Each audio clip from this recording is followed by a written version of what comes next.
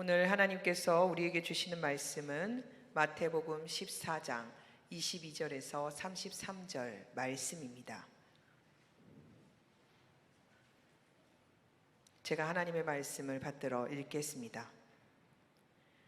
예수께서 즉시 제자들을 재촉하사 자기가 무리를 보내는 동안에 배를 타고 앞서 건너편으로 가게 하시고 무리를 보내신 후에 기도하러 따로 산에 올라가시니라. 저물매 거기 혼자 계시더니 배가 이미 육지에서 술이나 떠나서 바람이 거스름으로 물결로 말미암아 고난을 당하더라. 밤 사경에 예수께서 바다 위로 걸어서 제자들에게 오시니 제자들이 그가 바다 위로 걸어오심을 보고 놀라 유령이라 하며 무서워하여 소리 지르거늘 예수께서 즉시 이르시되 안심하라 나니 두려워하지 말라.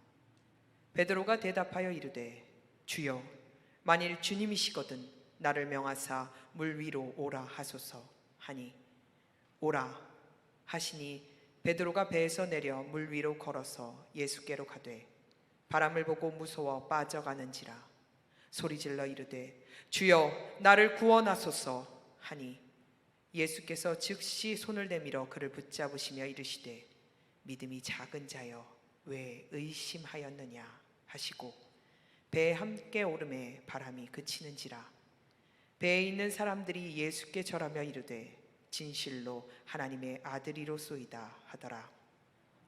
오늘 주님께서 이 말씀으로 우리에게 은혜 주시기를 원합니다. 아멘. 금요 기도에 나오신 성도 여러분들을 주님의 이름으로 환영합니다. 우리 옆에 분들과 한번 인사해 볼까요? 사랑의 마음을 담아서 참 잘 오셨습니다. 한번 인사할까요? 참 잘 오셨습니다. 네. 영혼이 없어 보이시는데 한 번 더 웃으시면서 눈으로도 웃는 거 다 보여요. 네, 참 잘 오셨습니다. 한 번 더 인사하실까요? 참 잘 오셨습니다. 네. 하나님께 나아가는 자는 반드시 그가 계신 것과 자기를 찾는 자들에게 상 주시는 이심을 믿어야 할지니라 하셨습니다. 아멘.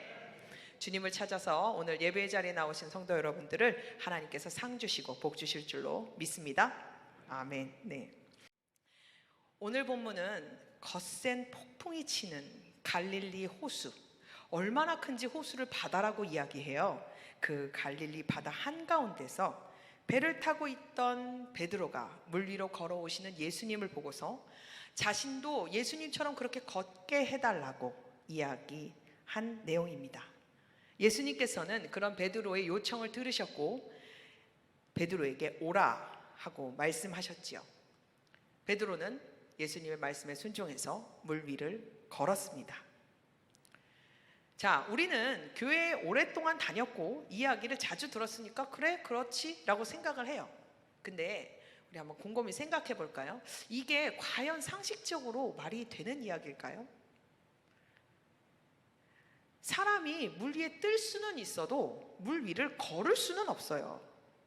예수님은 하나님이시니까 오케이 그럴 수 있어요.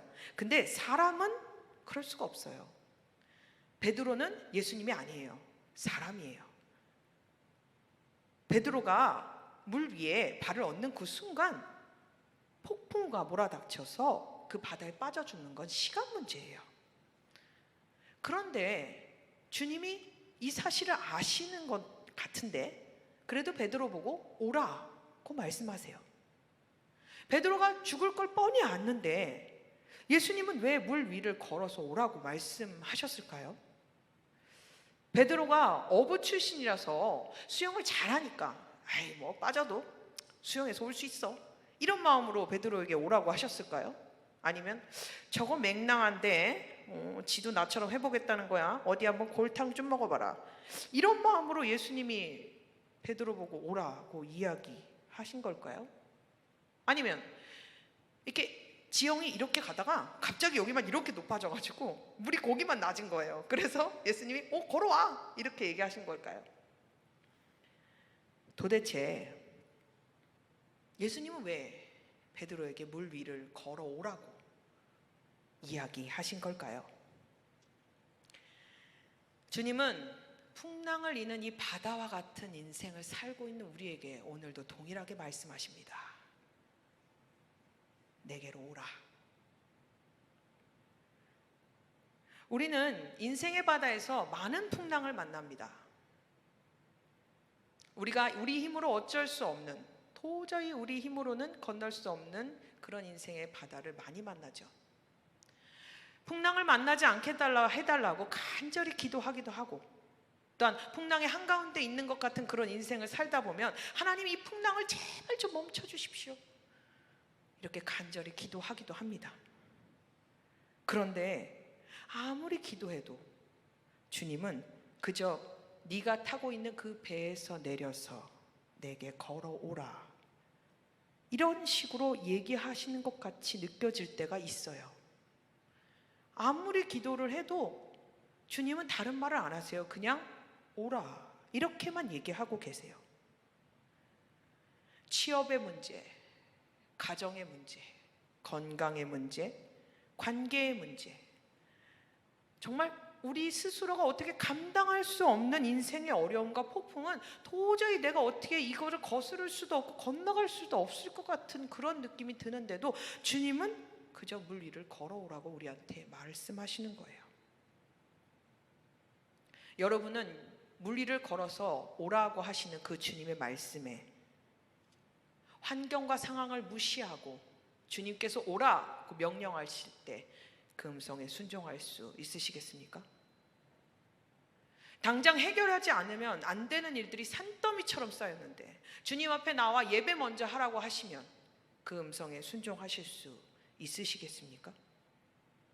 당장 수익이 마이너스라서 하루라도 문 닫지 않은 문을 정말 닫으면 정말 큰일 날 상황인데도, 뒷감당이 안 되는 상황인데도 주일 성수하고 내 것 구별해서 11조 드려라, 이렇게 얘기하시면 주님, 그런 주님 여러분 감당이 되시겠냐 말입니다.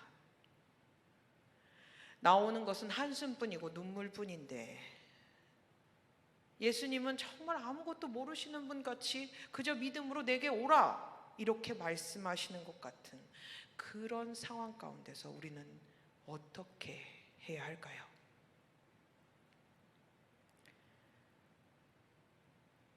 오늘 이 사건이 일어난 곳은 갈릴리 바다 한복판입니다. 그리고 아주 깊은 밤이었어요. 이날은 예수님께서 물고기 2마리와 보리떡 5개로 정말 수많은 사람들을 먹이신 오병이어의 기적이 일어났던 날입니다. 상상할 수 없는 기적이 바로 일어난 것이죠.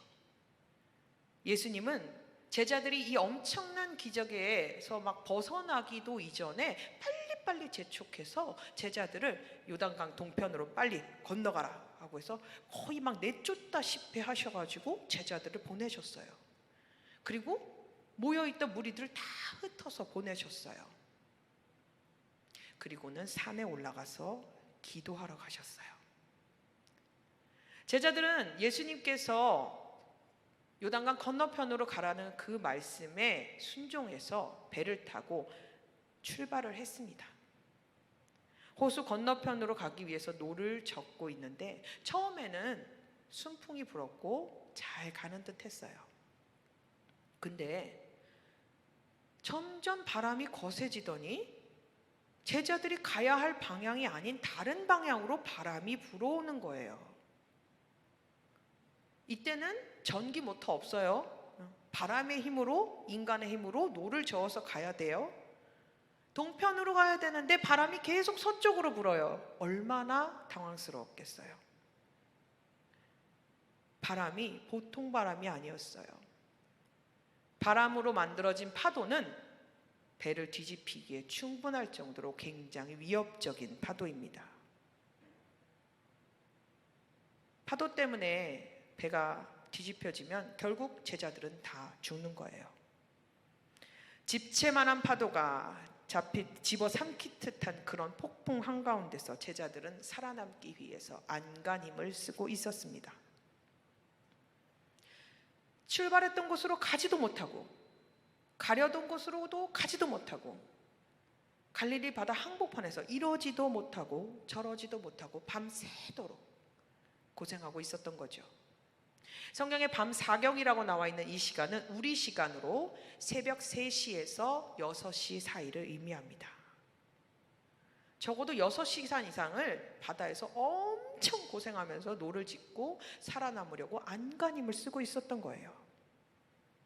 그런데 그때 예수님께서 그 칠흑 같은 어둠을 뚫고 바다 위로 걸어오십니다. 제자들은 그 모습을 보고 겁에 질렸죠. 유령이다! 소리 질렀어요. 제자들은 물 위로 걸어오시는 그분이 예수님인 것을 알아볼 수가 없었어요. 갈릴리 호수에서는 이제 바람이 크게 불면 파도가 순식간에 솟구치는데 그 모양이 이렇게 사람의 모양일 때도 있고 어떤 이렇게 형체를 띠고 있다고 그래요. 그래서 뭐 그게 마귀다, 뭐 사람의 영혼이다, 뭐 이런 낭설이 있었다고 해요. 예전에 죽은 자의 영혼이다, 뭐 이런 소리가 있었다고 해요. 밤새도록 파도와 싸우던 제자들, 기진맥진한데 거기다가 파도의 모습까지 막 사람의 모습으로 비치니까 제자들은 혼비백산했어요. 제정신이 아니었던 거죠. 그런 제자들에게 예수님께서 오늘 찾아가서 말씀하십니다. 내니 안심하라. 두려워하지 말라. 그리고 그들을 즉시 안심시키십니다. 두려움은 그 어떤 것도 온전히 사리분별을 제대로 할 수 없게 만듭니다. 그 전에 어떤 기적을 경험했던 하더라도 아무 소용이 없게 만들죠. 제자들은 그날 오병이어의 기적을 경험했지만 자신들이 처한 환경과 자신들이 힘으로 어쩔 수 없는 그 모든 상황 가운데서는 두려움 때문에 예수님을 알아볼 수조차 없었습니다. 두려움은 예수님을 실존이 아닌 유령처럼, 유령 같은 존재로 바라보게 만듭니다. 예수님께서 제자들에게 안심하라, 두려워하지 말라 이렇게 말씀하시자 정신없는 그 와중에 제자 중에 한 사람 베드로가 주님께 이렇게 얘기합니다. 주님이시면 나더러 물 위를 걸어서 주님께로 오라고 명령하여 주십시오. 그러니까 주님이 응답하십니다. 오라. 이때까지만 해도 베드로는 예수님이 안심하라 나다 이렇게 얘기하셨어도 저분이 진짜 예수님인가? 라는 확신이 별로 없었어요. 설마 하는 마음에 그냥 던졌던 거죠. 힘들고 지치고 정신이 없고 예수님이라고 하니까 자기도 모르는 사이에 정신없이 그냥 막 던져버린 거예요. 근데 주님의 반응이 야 정신 차려 이게 아니라 오라 이렇게 얘기하시는 거예요. 자기 입으로 명령하시라고 했고 주님이 명령하셨는데 진짜 상황이 그렇게 되니까 베드로가 순종을 할 수가 없게 됐습니다. 한 치 앞도 보이지 않는 바다예요. 아무것도 없어요. 등대도 없어요. 칠흑 같은 바다예요. 그런데다가 파도는 막 계속 뱃잔을 띄우고 자기는 물을 계속 먹고 있어요. 그런 상황 가운데 무서워서 막 오금이 저리는 이 상황 가운데 어떻게 배에서 일어나서 배 밖으로 발을 내딛겠어요. 밤바다는 불빛이 없는 밤바다는 멀리서 봤을 때는 낭만적이에요. 근데 그 바다에 발을 얹는다고 생각을 해보세요. 배에서 일어나는 것만으로도 자기 인생이 끝나는 일이에요. 누가 담대하게 그 배 밖으로 발을 내딛겠습니까? 인간은 자신의 상식을 뛰어넘는 일을 만나면 믿음보다 의심을 먼저 하기 마련입니다. 그리고 재차 확인하려고 들지요. 스스로가 납득해야만 믿을 수 있는 존재, 그게 바로 인간입니다. 설마 하는 마음에 던졌는데 일이 커져버렸어요. 그저 예수님인지 아닌지 그것만 확인해보고 싶었는데 자기 정신이 없었는데 예수님이 오라고 하시니까 기가 막힐 뿐이에요. 곁에서 다른 제자들은 말해요. 야 정신 차려. 무슨 소리야 지금. 이 바다에 발을 왜 딘데 지금 네가 뭔데 지금 거기를 걸어. 죽는 걸 뻔히 하고 오는데 네 지금 야 죽는 걸 뻔히 하는데 오라는 저분이 예수님이겠냐? 우리 선생님이겠어? 정신 차려. 사탄이야 마귀야. 막 이런 소리가 막 들려요. 그 말을 듣고 나니까 또 베드로는 또 생각해요. 그래 예수님이 아닐 수도 있어. 주님이 나를 죽으라고 오라 그러는 거 아니겠지? 별 생각이 다 드는 거예요. 사납게 뱃잔을 때리는 파도를 보니까 한 발자국도 내디딜 수가 없어요. 머릿속에는 가족들이 막 스쳐 지나가고 자기가 이때까지 살아왔던 인생이 막 스쳐 지나가요. 잘 생각해 보세요. 남의 일이라고 그렇게 편안하게 들으시면 안 돼요. 죽을지도 모르는 상황인 거예요. 베드로 혼자 생각해요. 죽을지도 모르는데 이건 죽는 일인데, 아니 나를 사랑하시는 예수님이 왜 나한테 오라고 하시는 건가? 아닐 거야, 아닐 거야, 아닐 거야. 근데 주님인데, 아무리 생각해도 저렇게 말씀하시는 분은 주님인데, 이제 어떻게 해야 되나? 베드로 머리가 하얘지고 있어요. 여러분, 인간이 예수님을 알아보지 못하면, 예수님이 어떤 마음으로 우리에게 말씀하시는지를 모르면, 예수께서 오라 하시는 그 말이 죽어라 라는 말로 들려요. 예수님이 사랑해서 오라 하는 그 말이 죽음의 길로 부르는 것처럼 그렇게 듣는 게 인간입니다. 베드로는 고민하다가 결심합니다.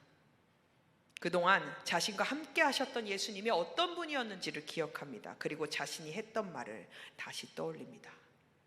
베드로가 뭐라 그랬어요? 주님이시거든. 자기가 그렇게 얘기했잖아요. 그래, 지금 나를 오라고 하시는 그분은 예수님이셔. 예수님이 나한테 오라고 하시는 거야. 자신이 겪어왔던 예수님, 늘 사랑의 눈빛으로 바라보시고 언제나 넘어져도 일으켜주시고 사랑해주신 그 예수님을 생각하면서 베드로는 그 말씀에 순종하기로 결단합니다. 그리고 주님의 말씀을 붙듭니다. 수많은 병자들을 고치셨고 70인들과 자기들에게 능력을 주셔서 병 고치는 은사와 귀신을 내어쫓는 은사를 주셨던 그 예수님, 그 주님이 명령하신 거라면 내게도 저 바다를 걸어갈 수 있는 능력을 주실 거야. 베드로는 예수님이 누구신지에 집중하기 시작합니다. 그 예수님, 나를 부르신 그 예수님이 누구신지에 대해서 집중하기 시작했던 거예요. 그리고 결단해서 배 밖으로 발을 내딛습니다. 여러분, 믿음은 예수님이 누구신지를 기억하는 거예요. 그리고 그분을 바라보고 예수님께로 나아가는 것입니다. 나를 삼킬 듯한 파도가 몰아닥치며 나를 죽일 듯한 이 환경이 내게 몰아닥친다 할지라도 나를 바라보시면서 오라라고 말씀하시는 그 주님께로 나아가는 것이 믿음입니다.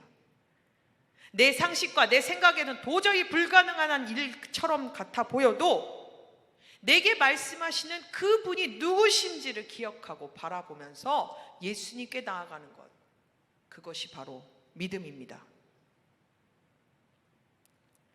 생각해보면 예수님이 잠잠하라, 고요하라 이 한마디면 이 모든 상황이 끝납니다. 실제로 그런 일이 있었죠.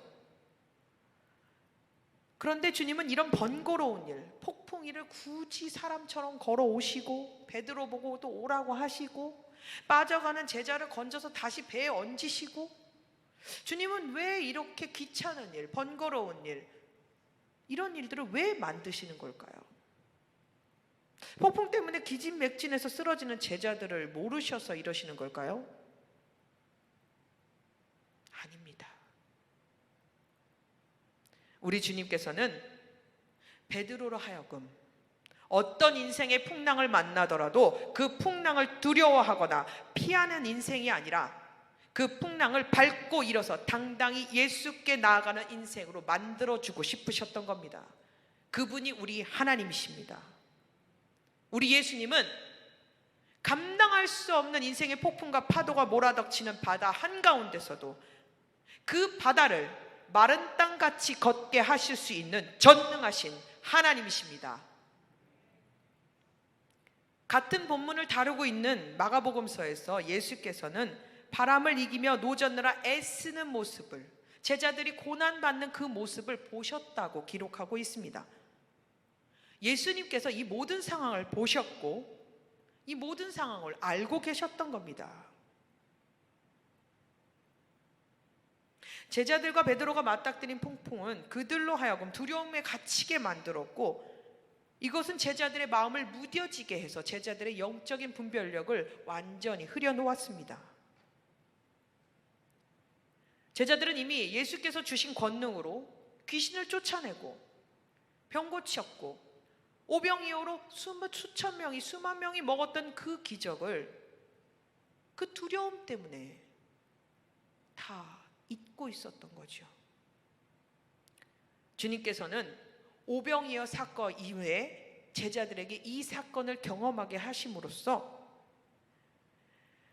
풍족하게 잘 먹고 순탄하게 잘 지나갈 때에나 그렇지 않을 때라도 언제나 주님께서 우리의 인생을 돌보시고 제자들을 돌보시며 그들을 주관하고 지키시고 계신다는 것을 알려주고자 하셨습니다. 그래서 문제를 두려워하는 인생이 아니라 파도를 밟는 인생, 폭풍을 밟는 인생, 어느 곳이나 마른 땅처럼 걸어가게 만드는 그 인생이 되게끔 해주고자 하셨던 겁니다. 하나님의 방법은 눈에 보이는 환경만 만지시지 않습니다. 인생의 근본적인 문제를 해결하십니다. 눈에 보이는 환경, 상황, 현실, 그 가운데서 좌지우지 되는 그런 흔들리는 믿음이 아니라 그 어떤 일에도 흔들리지 않는 반석과 같은 믿음, 그 중심에 우리를 세우시기를 원하시는 겁니다. 말할 수 없는 두려움 가운데서, 예수님이 잘 보이지 않는 상황 가운데서 베드로는 예수님을 향해 한 발짝 한 발짝 걸어 나아갑니다. 여러분, 배와 예수님이 가까이 있었다고 생각하면 안 돼요.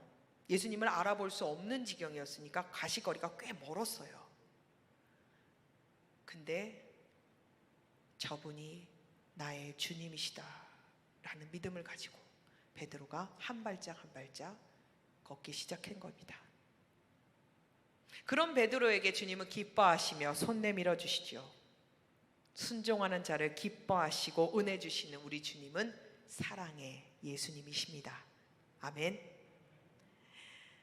예수님을 믿음으로 발걸음을 내딛는 베드로를 물 위를 걷게 해주셨습니다. 예수님만 걸을 수 있었는데 그 예수님의 능력, 정말 인간이 경험할 수 없는 그 은혜를 베드로도 누리게 해주셨어요. 인류 역사상 물 위를 걸은 사람은 단 한 명뿐이에요. 베드로요. 예수님을 믿고 배 밖으로 발을 내디딘 단 한 사람, 베드로예요. 그 배에는 12제자가 다 타고 있었지만 물 위를 걸은 사람은 단 한 명, 베드로밖에 없었어요. 사람의 한계를 뛰어넘는 은혜를 주님께서 부어주신 것이죠. 그리고 그 주님은 베드로가 풍랑을 보고 마음이 갑자기 두려워서 믿음이 빠져나가서 빠져나갈 때도 즉시 가서 손 내밀어 주셔서 건져 주셨습니다. 믿음이 작다고 타박하는 것이 아니라 사랑이 가득한 눈빛으로 베드로를 바라보시고 그의 마음을 어루만져 주시고 즉시 구원하여 주셨습니다. 아마도 베드로는 자기 빠져가던 자기를 건져 주셨던 그 예수님의 눈빛을 기억하고 훗날 예수님을 부인한 후에도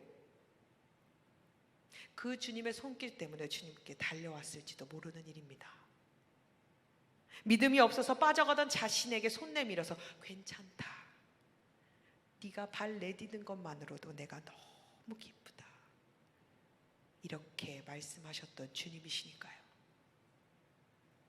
예수님의 사랑을 느끼고 경험하고 배운 베드로, 그는 훗날 예수님을 위해 십자가에 못 박혀서 목숨을 내놓을 만큼 예수님을 사랑하는 예수님의 진짜 제자가 되었습니다. 믿음의 사람이 되었죠. 예수님께 자신의 생명을 내어드리고자 결단하고 나아가면 그 예수님이 우리의 생명을 지키십니다. 여러분, 우리도 이런 풍랑을 많이 만납니다. 오병이어와 같은 풍성한 은혜를 누릴 때도 있지만 폭풍 속에서 한 치 앞도 보이지 않는 상황 가운데서 밤새도록 신음하면서 싸워야 하는 상황들을 만나는 것 또한 우리의 인생입니다.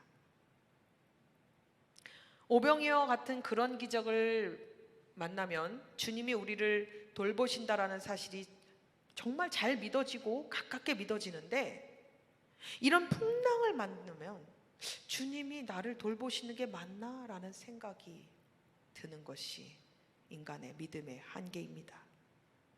주님이 돌보시지 않는 것 같고 버려진 것 같은 인생, 그렇게 느껴지는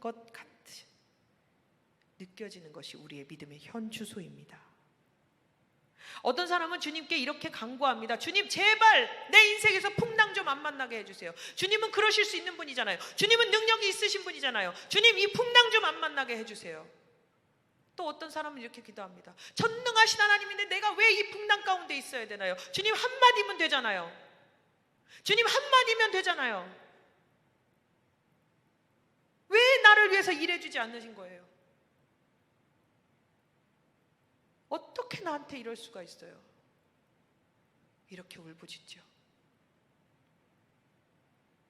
전능하신 하나님이신데 내게는 유령같이 느껴지는 그런 상황이 있지 않으십니까? 아무 능력 없이 그저 나를 괴롭히는 이 상황 가운데 그냥 집어넣은 것 같아요. 주님이 날 도와주지 않는 것 같아요.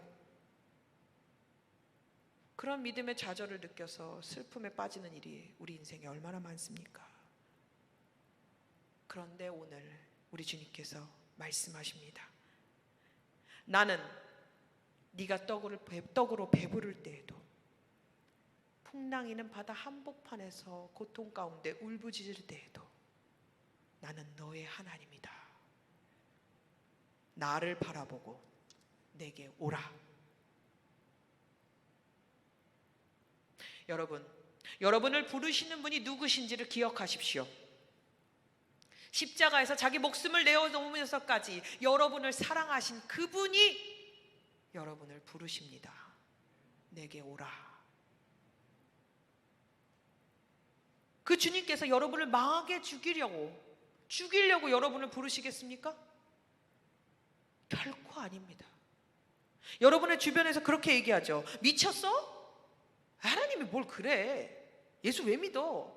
야, 내가 믿는 하나님은 안 그래. 정신 차려. 그게 진짜 하나님이겠어? 그런 소리 들어요.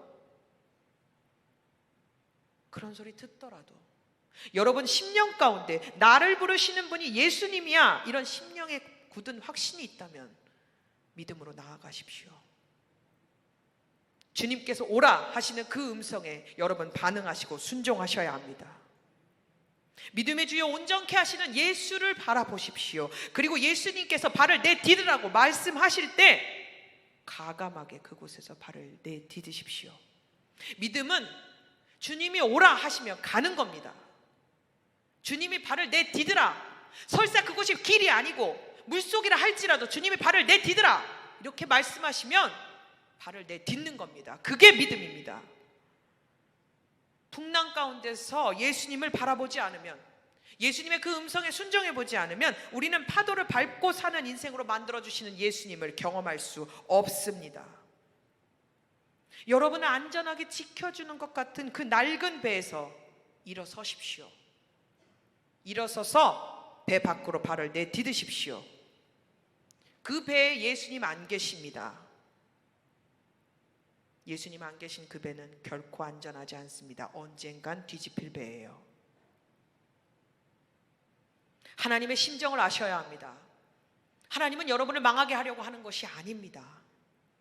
여러분의 인생의 폭풍, 환경과 상황에 이리 치이고 저리 치이고 흔들리는 믿음이 아니라 그 파도를 밟고 일어서서 예수께 나아오는 인생으로 만들어주시고 싶으신 것이 우리 하나님의 마음입니다. 여러분의 상황을 바꿔주시는 것에서 그치는 것이 아니라 어떤 상황 가운데서도 그 상황을 밟고 걸어가는 인생으로 만들어주고 싶으신 것이 우리 하나님의 마음입니다. 여러분 믿으셔야 됩니다. 우리 예수님은 길이 아닌 곳에서도 길을 내시는 분이시고, 물 위를 마른 땅같이 걸어갈 수 있게 만들어주시는 전능하신 하나님이십니다. 죽은 나사로를 살리셨고 회당장 야이로의 딸을 일으키셨으며 부활을 통해 죽음의 권세를 깨뜨리시고 우리를 구원하신 전능하신 하나님이십니다. 예수님은 임마누엘을 영원토록 우리와 함께 계십니다. 우리의 인생의 근본적인 문제를 해결해 주시는 분이에요. 우리의 생각 그 이상을 뛰어넘는 분, 그분이 우리 예수님이십니다. 예수님은 바람을 거스려 살아가려고 애썼던 그 제자들을 보시는 것 같이 여러분들을 보고 계십니다. 예수님 보고 계세요. 예수님 다 아세요. 예수님 다 아세요. 모르시지 않아요. 그리고 여러분이 애쓰고 힘쓰는 그 자리에 찾아오셔서 말씀하십니다. 내게 오라. 여러분들 그냥 두지 않으십니다. 믿음으로 결단하시면 물 위를 걸었던 베드로와 같은 그 은혜를 우리의 삶 속에 반드시 주십니다. 여러분이 처한 삶의 자리는 결코 죽음의 바다가 아닙니다. 하나님의 놀라운 은혜와 섭리를 깨달을 수 있는 은혜의 자리요, 사랑의 자리입니다. 주님께서는 분명한 목적을 가지시고 오늘 이 자리에 여러분을 부르셨습니다. 믿음으로 고백하십시오. 여러분이 처한 삶의 자리, 주님께서 부르신 곳입니다. 믿음으로 고백할 수 있으셔야 됩니다. 이제 내가 이 폭풍 가운데 예수님을 만날 절호의 찬스다. 삶의 여러 가지 폭풍은 우리를 두려움 속에 갇히게 만들고 주님을 유령 취급하게 만듭니다. 우리를 영적으로 무디게 만들고 분별력을 완전히 없어버리게 만들어요. 그래서 예수님을 보지 못하게 만듭니다. 그런데 예수님께서는 우리에게 말씀하십니다. 내게 오라, 내게 오라, 내가 걷게 하리라, 내게 오라. 주님은 믿음으로 주님을 향해 발을 내딛는 우리에게, 결단하는 우리에게 믿음과 능력을 베풀어 주십니다.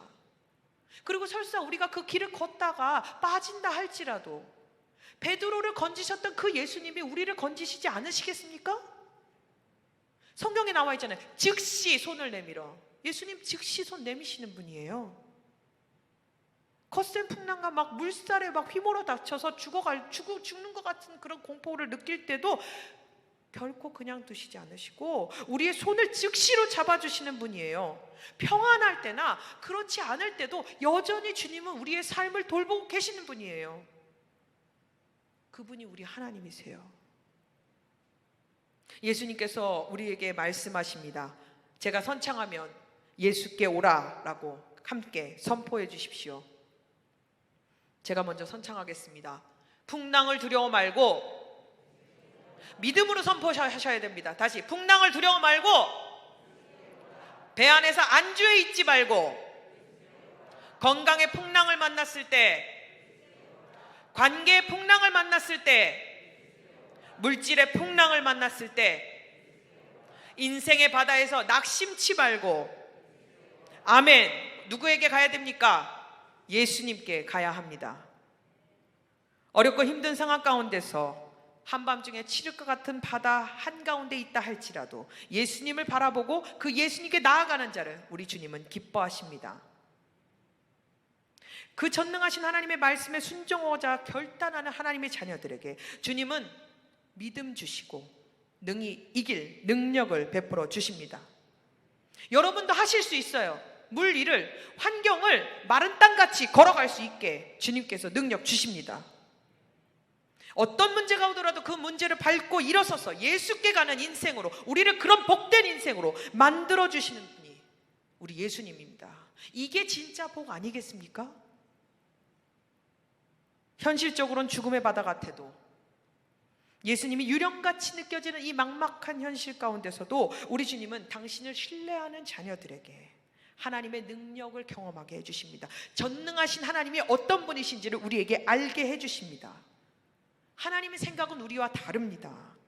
하나님의 길은 우리와 다릅니다. 하늘이 땅보다 높은 같이 하나님의 길은 언제나 우리보다 높고 그분의 생각은 언제나 우리의 생각과 기대 그 이상으로 높으신 분입니다. 우리를 향한 보배로운 생각을 정말 셀 수 없이 가지고 계신 그분께서 우리에게 알려주시고 믿음 주시지 않으시겠습니까? 설사 우리가 믿음이 약해지고 주님을 보지 못하는 그 순간에서도 우리의 얼굴을 들어서 나를 봐라 이렇게 말씀하시지 않으시겠어요? 예수님께서 우리를 보고 계신 한 우리는 절대 잘못되지 않습니다. 환난의 파도가 우리를 사방으로 우겨쌀지라도 그 환난과 파도에 쌓이지 않는 인생으로 하나님 만들어 주십니다. 답답한 일을 당해도 낙심하지 않는 인생, 고난을 받아도 버림받지 않는 인생, 근심하는 자 같으나 항상 기뻐하고 아무것도 없는 자 같으나 모든 것을 가진 인생, 그런 인생이 바로 예수님의 오라는 말씀에 순종하는 성도의 인생입니다. 그러면 우리가 예수님께 나아가기 위해서 무엇을 해야 되겠습니까? 예배의 자리를 귀하게 여기십시오. 예배는 구원받은 성도가 누릴 수 있는 가장 영광스러운 특권입니다. 하나님의 임재를 경험하는 자리, 하나님을 높이고 그분을 찬양하는 그 예배의 자리, 그 예배의 자리에서 예수님을 사모하시고 성령님의 임재를 간절히 간구하십시오. 우리의 눈은 예수님을 보지 못하면 환경과 여건을 보게 되어 있습니다. 우리를 위해 시험을 받아 고난을 당하신 분, 그리고 지금도 하나님 보좌 우편에서 중보하고 계시는 그 예수님을 바라보십시오. 예배의 자리에서 그 예수님을 바라보셔야 합니다. 우리의 살 길은 오직 한 분, 예수 그리스도께 나아가는 것입니다.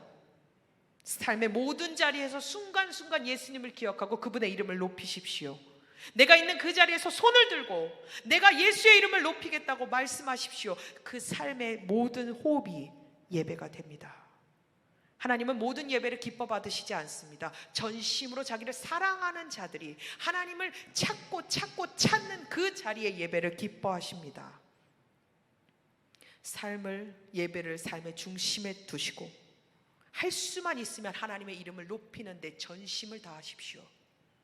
하나님의 임재가 있는 그 자리에서 여러분은 예수님의 이름으로 물 위를 걷게 되는 놀라운 기적을 경험하게 될 것입니다. 하나님을 깊이 경험하면 경험할수록 죽음도 두려워하지 않는 놀라운 하나님의 은혜를 경험하게 될 것입니다. 배 안에 안주해 계십니까? 예배를 통해서 결단하시고 인생의 바다 가운데 발을 내디디십시오. 풍랑 좀 만나지 않게 해달라는 어린아이와 같은 기도 이제 내려놓으십시오. 나도 예수님처럼 물 위를 걷게 해주십시오. 이렇게 기도할 수 있는 믿음의 용사가 되어야 합니다. 걷다가 물에 빠진 거 두려워하지 마십시오. 베드로 예수님하고 같이 살부비면서 살았어요. 예수님을 눈으로 봤고 예수님하고 같이 밥도 먹었어요. 그 베드로도 빠졌어요. 그런데 우리라고는 안 빠지겠어요? 괜찮아요. 주님이 괜찮다고 얘기하세요. 중요한 것은 우리의 눈을 다시 들어서 예배 자리에서 예수님을 바라보는 거예요.